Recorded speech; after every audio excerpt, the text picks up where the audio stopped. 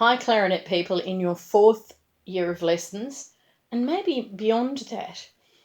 3rd or 4th can manage this, but even your 4th or 5th, if you haven't done much of this kind of improvising before, I want to start you on doing some little bit of fancier improvising than we've done. So the first thing I want to do is get you to play Kalinka. There's a score for it in the Connect library, and there is an audio file, or if there's not, I'll put it there. And I'm going to play it with the audio file right now. Mine's very soft, and that's kind of, I'm letting that happen because I want you to be able to hear me.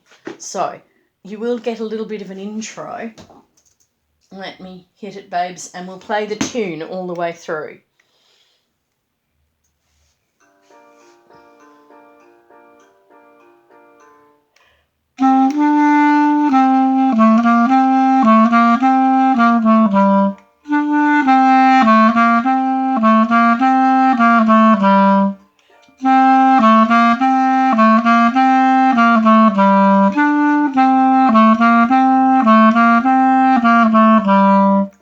Okay, so that's really where I want you to stop. I don't mind if you're not doing much improvising beyond that segment. You can certainly learn the rest of the tune. It's there on the page, and it's there in recorded accompaniment. Oh, you probably didn't hear any of that recorded accompaniment. But the trick with it is it's built on 2 chords. It's in A minor, so you can tell that because you finish on an A. But this bit, the D, B, C, D, B, C, D, it's all about the E minor chord. But notice that it's not a, it's a,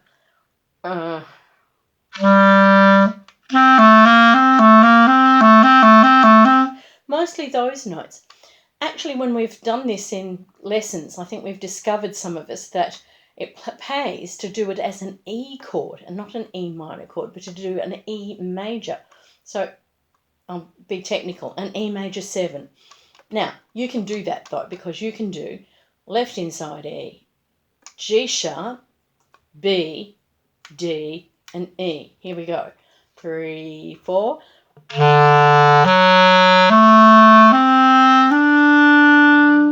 And notice that you've also got a second register capability. You could go E, G sharp, 2nd, B, D, E. 3, 4.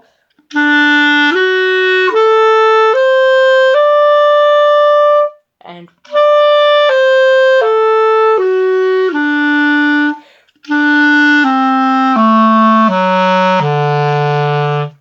so what I'm suggesting is that when you're improvising, you should do the first 3 bars should be all around those notes. Now, I'm going to keep it simple for myself. I'm going to go use only B's, D's, E's, and maybe a G sharp if I'm feeling a bit fancy.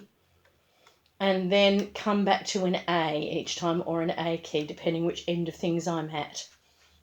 And I'll try to do this with the accompaniment. I'm not sure if you'll be able to hear the accompaniment, but you can at home, and you'll hear what I've done. Here we go.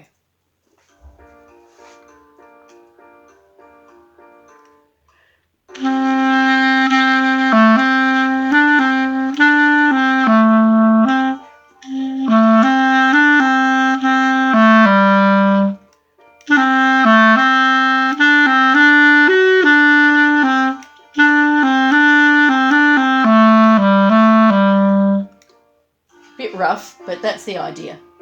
Oh. Okay, so if you find yourself, now that was very simple, and you probably can't hear the accompaniment, so I'm just going to imagine there are 2 ways to do it. That way was basically thinking about the chord, and it probably worked better up here.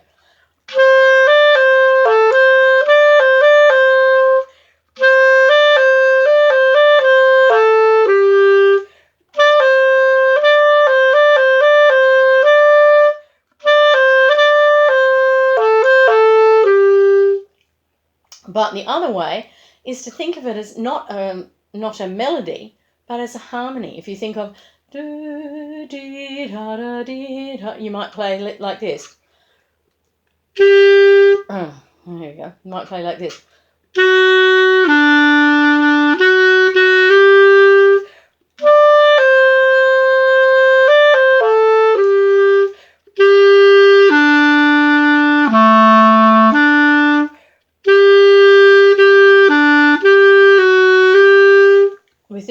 playing along underneath, and it would just sound like a harmony.